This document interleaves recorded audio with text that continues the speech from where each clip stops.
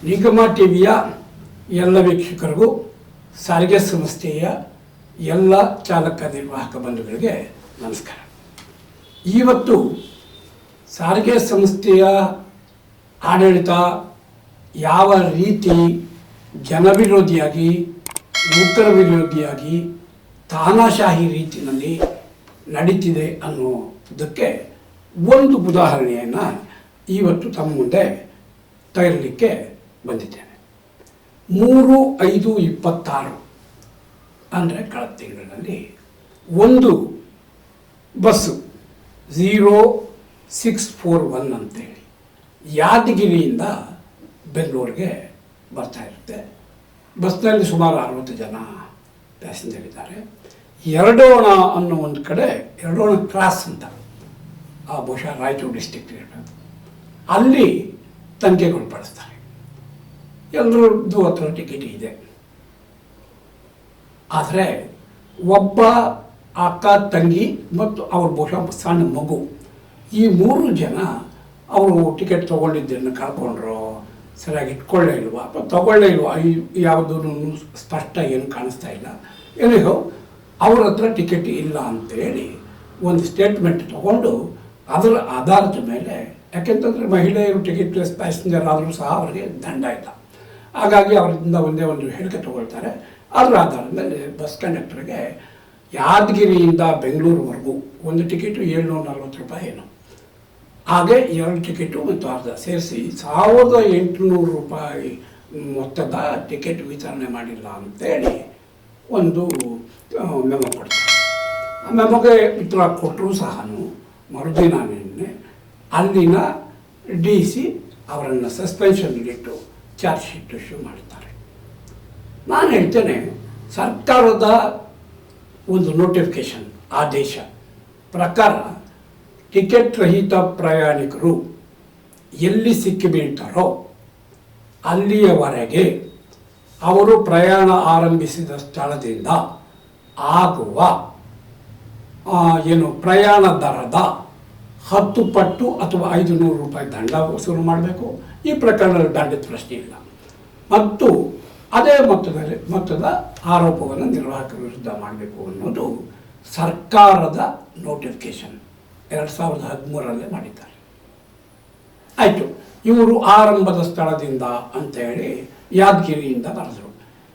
ಬರೀಬೇಕಾದಾಗ ಯಾದಗಿರಿಯಿಂದ ಎರಡೋಣ ತನಿಖೆ ಜಾಗದವರೆಗೂ ಎಷ್ಟು ಪ್ರಯಾಣದ ದರ ಆಗುತ್ತೋ ಅಷ್ಟೇ ಬರೆದಿದ್ರೆ ಇದು ಒಂದು ದಂಡನಾರ್ಹವಾದ ರೆಡ್ ಮಾರ್ಕ್ ಅಥವಾ ORMC ಅಂತ ಹೇಳ್ತಾರೆ ನಮ್ಮ ಸಂಸ್ಥೆಯಲ್ಲಿ. ಆ ಥರದ ಕೇಸೇನು ಆಗ್ತಿರಲಿಲ್ಲ. ಸುಮಾರು 30-35 ರೂಪಾಯಿ ಒಬ್ಬರು ಚಾರ್ಜ್ ಇರ್ತಿತ್ತು. ಹಾಗೆ ಟೋಟ್ಲು 2.5 ಸೀಟಿಗೆ ಒಂದು 100 ರೂಪಾಯಿನ ಒಳಗೆ ಇರ್ತಿತ್ತು. ಅದು ಒಂದು ಆಗ್ತಿತ್ತು.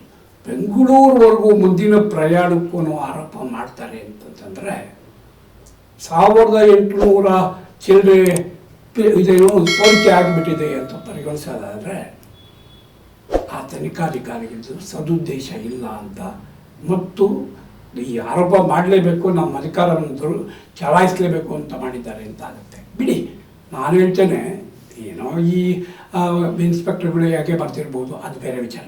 ಆದರೆ ಡಿಸಿಪ್ಲಿನರಿ ಅಥಾರಿಟಿ ಅಂತ ಯಾರಿದ್ದಾರೆ, ಡಿವಿಷನಲ್ ಕಂಟ್ರೋಲರ್ ಯಾದಗಿರಿ ಅವರು, ಅವರಿಗೆ ಒಂದು ಚೂರು ಕಾಮನ್ ಸೆನ್ಸ್ ಬೇಕು, ಕಾನೂನಿನ ಬಗ್ಗೆ ತಿಳುವಳಿಕೆ ಇರಬೇಕಾಗಿತ್ತು.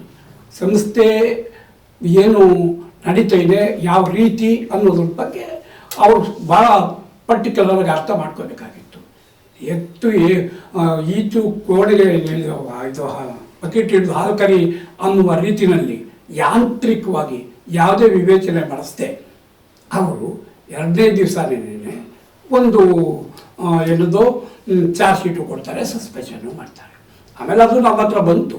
ನಾನು ವಿವರವಾಗಿ 4 ಪೇಜ್ ಉತ್ತರ ಕೊಟ್ಟ ಮೇಲೆ ಈಗ ಅವರು ರಿವೊಕೇಷನನ್ನು ಮಾಡಿದ್ದಾರೆ. ಆದರೆ ಈ ರೀತಿಯ ಪ್ರಕರಣಗಳನ್ನು ದಾಖಲಿಸುವುದು ಸಾರಿಗೆ ಸಂಸ್ಥೆಯಲ್ಲಿ ಅತ್ಯಂತ ಹೀನಾಯವಾದ ಆಡಳಿತ ಅಂತ ಅನ್ಬೇಕಾಗ್ತದೆ. ಅತ್ಯಂತ ಹೀನಾಯವಾದ. ಲೈನ್ ಚೆಕಿಂಗ್ನವರು ಅಷ್ಟೇ ಅಥವಾ ಡಿಸಿಪ್ಲಿನರಿ ಅಥಾರಿಟಿ ಅಷ್ಟೇ ಸ್ವಲ್ಪ ಕಾಮನ್ ಸೆನ್ಸ್ ಆದರೂ ಬಳಸಬೇಕು.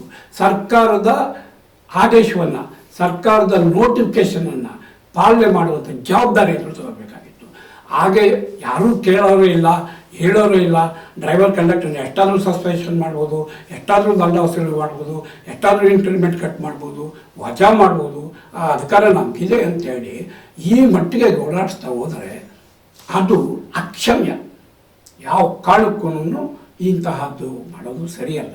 ಆ ಯಾದಗಿರಿಯ ನಿರ್ವಾಹಕರಿಗೆ ಮೇಲೆ ಏನಾದರೂ ಕ್ರಮ ತಗೊಂಡ್ರೆ ನಾವು ಇದೇ ವಿಚಾರವನ್ನು ತಾರ್ಕಿಕ ಅಂತ್ಯದವರೆಗೂ ತಗೊಂಡು ಹೋಗುವಂತಹದ್ದು ಇದೆ. ಈ ಬಗ್ಗೆ ನಾನು 26ನೇ ತಾರೀಕು ಗುಲ್ಬರ್ಗದ ಏನು MD ಅವರಿದ್ದಾರೆ, ಆ ಮೇಡಮ್ ಇದು ಕೇಳಿದ್ದೇನೆ, ಪತ್ರ ಬರೆದಿದ್ದೇನೆ. 26ನೇ ತಾರೀಕು ಅವ್ರನ್ನ ಭೇಟಿ ಮಾಡಿ ಆ ಪ್ರಕರಣದಲ್ಲಿ ವಿವರಿಸಿ ಒಂದು ನ್ಯಾಯ ಕೊಡಬೇಕು. ಇಲ್ಲದೆ ಹೋದರೆ ಅದಕ್ಕೆ ಒಂದು ಲಾಜಿಕಲ್ಲು ಆನ್ಸರ್ ಮಾಡಬೇಕು ಅಂತ ಹೇಳಿ ನಾನು ಒತ್ತಾಯಿಸಲಿಕ್ಕೆ ಇದ್ದೇನೆ. ಅದರಿಂದ ಗುಲ್ಬರ್ಗಕ್ಕೆ ಏನು ನಾನು 26ನೇ ತಾರೀಕು ಬರ್ತೇನೆ, ಅಲ್ಲಿ ನನ್ನ ಸ್ನೇಹಿತರುಗಳೆಲ್ಲ ಭೇಟಿ ಮಾಡೋಣ, ಒಟ್ಟಿಗೆ ಹೋಗೋಣ, ಈ ರೀತಿ ಆಗುವುದನ್ನು ತಪ್ಪಿಸೋಣ. ಇಂಥ ಕೇಸ್ಗಳನ್ನು ಯಾವ ಕಾರಣಕ್ಕೂ ಬರೀಬಾರ್ದು ಮತ್ತು ಆ್ಯಕ್ಷನ್ ತಗೋಬಾರ್ದು ಅಂತೇಳಿ ಒತ್ತಾಯ ಮಾಡೋಣ. ನಮಸ್ಕಾರ.